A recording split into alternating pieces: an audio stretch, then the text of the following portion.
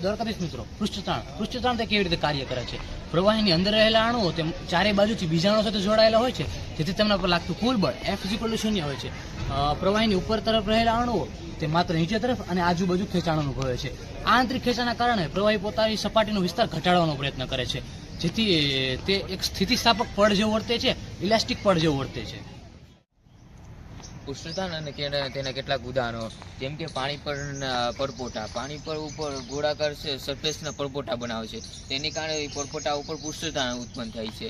પછી બીજું ઉદાહરણ છે ઇન્સેક્ટ્સ, જે પાણી પર તરતા જીવડાઓ જેમ કે પાણી પર તરે છે, તેની કારણે વોટર સ્ટ્રાઇડ તે કરે છે, તેની કારણે તે પાણી ઉપર તરી શકે છે. બીજું એક ઉદાહરણ છે જો પાણી ઉપર રાખવામાં આવતી સોય. જો સોયને પાણી પર તમે રાખવામાં આવો ને તો ત્યારે સોય છે તે પાણી ઉપર તરે છે સારી રીતના. પછી બીજું એક ઉદાહરણ છે, આપણા જે મમ્મી છે એ સાબુથી જ્યારે કપડાં ધોતા હોય છે તે સમયે તેના ઉપર પરપોટા ઉત્પન્ન થાય છે, તે પૃષ્ઠતાણને કારણે છે. આવા બધા પૃષ્ઠતાણના કેટલાક ઉદાહરણો છે.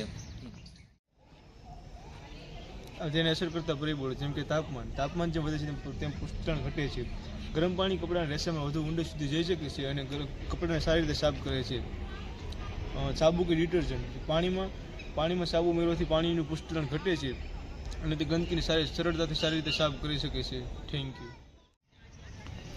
પૃષ્ઠતાણનું ગાણિતિક સૂત્ર. પૃષ્ઠતાણ એટલે પૃષ્ઠતાણને એકમ લંબાઈ દીઠ લાગતા બળ તરીકે વ્યાખ્યાયિત કરવામાં આવે છે.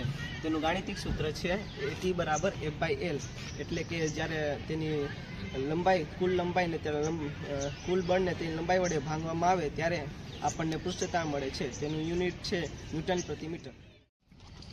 તો આવી જ રીતે પૃષ્ઠતાણ કામ કરે છે. Thank you for watching hour video.